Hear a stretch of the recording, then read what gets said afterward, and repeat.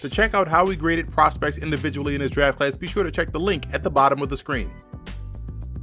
The Oakland Raiders were very busy in free agency, which allowed them to take a different approach to the NFL draft. In my opinion, it felt like they went for more development over immediate impact. However, they did select a guy in the first round in Colton Miller, whom they expect to start right away. And what I like about the Raiders draft was how they got a steal in the 4th round with Nick Nelson out of Wisconsin. He's an above average man defender with great athleticism and ball skills. He's very patient in coverage and does a great job in breaking on the ball.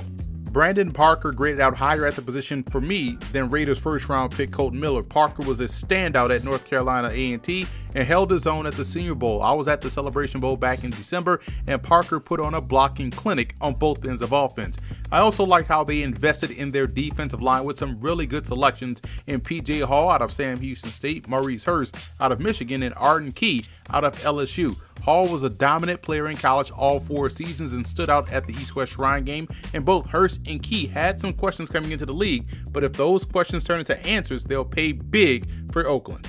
What I question about the draft was the Colton Miller selection. In my opinion, his tape wasn't as consistent as you'd like to justify taking him that early in round 1. I hope it works out for Oakland because that's a pretty big investment to making a player to not be sure, so to speak.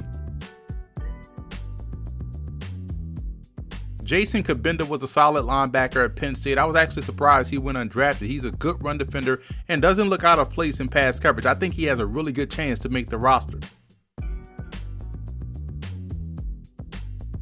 I gave the Raiders a B for their draft. Again, I question the Colton Miller pick, but outside of that, the Raiders did a pretty solid job acquiring defensive talent, which was a question mark for them last season.